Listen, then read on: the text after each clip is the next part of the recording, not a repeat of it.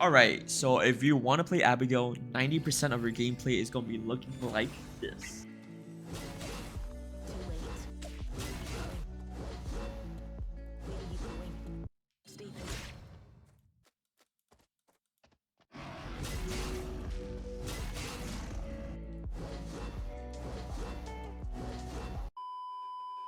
Alright, so Abigail, if you want to play this champion and you want to play something broken, something that's easy, you came to the right spot because Abigail pretty much got hotfixed the moment she came out.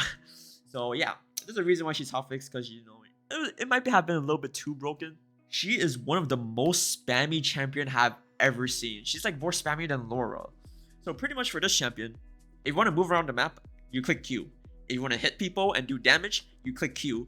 If you want to do anything, you want to go loot, you want to go contest Tree of Life, you click Q, alright? So Q, this ability gives you a very teeny tiny boost of move speed. If you want to min-max your, your pathing or anything, you pretty much have to click Q off of cooldown because it's your only source of actual mobility. Next up, you have your next most broken ability. In my opinion, this ability is too overkitted. Like, there's just too much shit in this ability. Your W. The hitbox of your W is literally 6 bears, bro. Like, you cannot miss your W. So first of all, your W, it does maximum, well, not maximum, current HP percent. So let's say your opponent has 100% HP. It takes, at max build, you could take 20% of their HP just gone. You click W, 20% is just gone. Like, hello? Not only that, if you hit 3 people, that's 60% of the entire team's HP just gone. Like, you click one ability and you just counter their entire team because, you know, it does 20% flat damage to everyone. Your W gives you defense, all right? Not only does it does 20% of the HP, it also gives you defense boost based on the enemies you hit. So if you hit 3 enemies, you get a 60% increase in defense. Like, hello? Like, is this even fair? Like, and you think I'm done, but I'm not, because the W also marks your enemies. So when you mark your enemy, you could press your E on them, which resets your E's cooldown. Okay, so your W takes 20% of their health, gives you 20% defense, and it stacks with how much people that you hit, and it also marks every person that you hit. And you know what? We're not done yet, because Eternal Return thinks it's a good idea to give the W even more stats. So based off every enemy that you hit, you get a small shield. So if you hit 3 enemies, you pretty much get a pretty fat shield with a 60% defense boost, which makes you super duper tanky in fights. Which is why you pretty much don't want to miss your W, but then you can't miss your W because, the width of your W is literally like half your screen. So yeah, that's your W. So going into the E, your E is another very spammy ability, which makes this champion really, really spammy in general, is a teleport. It's a point and click teleport. You turn off your brain, you just click on them, and then bada bing, bada boom, you're behind them, alright? So when you E normally on someone, it goes on cooldown. But if you E to someone that has a mark on them, it resets the cooldown to E, giving you a second E. But if you hit your W on 3 targets, you get a 60% bonus in defense, you take 60% of their entire team's HP, and then you get 3 free E's on each individual target. This combo is just not fair. Next up, you have your R, which is, in my opinion, is like a mediocre ability in this kit.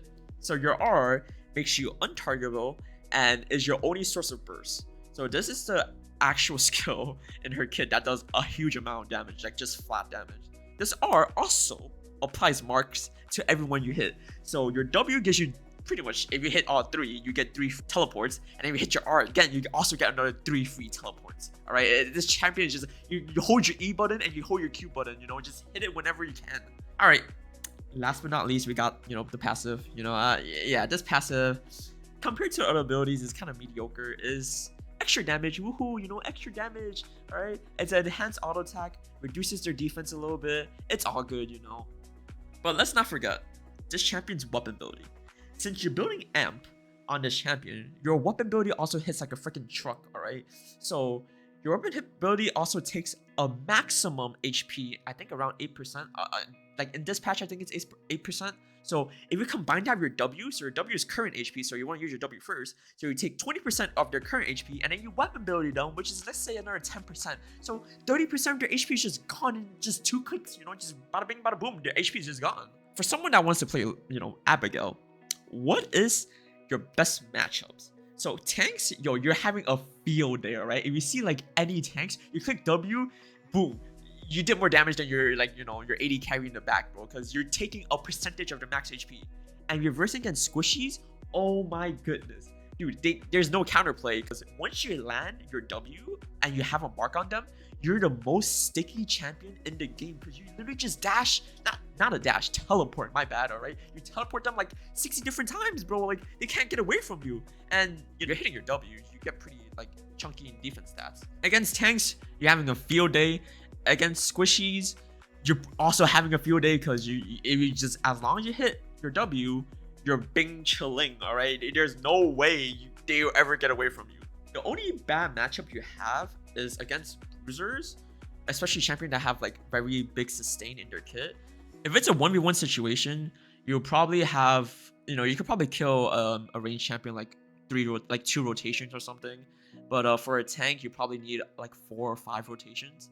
Against bruisers that out sustain you, you just want to run, bro. You reverse like a full item Hung Woo, he's literally just gonna stand there and beat you to death. Same thing for like an Echelon, he's just literally just gonna stand there and just heal off of you.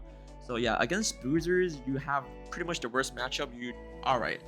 Let's talk about the most important thing, is playing ranked with Abigail, which is gonna be pretty interesting. So I played ranked with Abigail in Diamond, Mithril, Titan, whatever you call it, high elo. The thing that I noticed is that Abigail is one of those champions where you just steamroll literally any team when you're ahead. So if you're ahead or even, you can literally just run through a team, because your champion's designed to just literally get balls deep in and just start spinning around, So it's really good when you're ahead or, close to even. The gameplay will look insane. It looks like you're freaking like Giga Smurfing, because you're just teleporting everywhere and just like smacking like everyone. But here's the thing, when you're behind, which is also really likely to happen in a ranked game, you will get run over really quick. First of all, Abigail has no escape. Your escape is literally holding Q, hoping that you can run away. That's literally it. If you're not going in, you're doing something wrong, all right? Because this champion is not built to run away. So what I figured out while playing Abigail in ranked is that if you're not Giga Smurfing, don't pick this champion up, please. Because if you don't have that confidence, that big dick energy, like, you're just not going to do anything on Abigail. Abigail is designed to go in and just beat the shit out of everyone, all right? If you're not going in and just trying to beat the shit out of everyone, then you're just going to fall over and your champion is going to look like it's just straight dog water, because it's not designed to run away. It's not designed to actually kite. It's just designed to just click W, click E, go in, and just hit their entire team. Which brings up another important point, is that Abigail has a ridiculous amount of AoE, because her W and her E and her Q can literally just hit their entire team for free. So this is why, you always want to team fight on Abigail instead of like fighting 1v1 skirmishes, because your champion is not that good in 1v1 skirmishes, because bruisers are just gonna beat the shit out of you. You just don't have as much damage as they do or sustain. So yeah, let's go through a checklist to see if Abigail is the right champion for you. If you're a keyboard masher, keyboard spammer, whatever you call them nowadays, check. If you're like being a menace, check. If you're a psychopath and you think the only way of fighting is just diving into the enemy team, check. And if you want to have the most broken, overkitted ability in the game, the W, then yeah, Abigail is the perfect fit for you. Hopefully, I was able to convince you guys to play and buy Abigail, because personally, I think she's a really, really fun champion to play. I definitely enjoy playing her, because you just feel like you're on the top of the world when you're just running through every single team. But don't want to see you guys playing Abigail in my ranked games, because yeah, Abigail's a really difficult champion to deal with, and I definitely don't want to see psychopath and menaces running around my lobbies. So yeah, hope you guys enjoy, and I'll catch you guys all next time. Peace.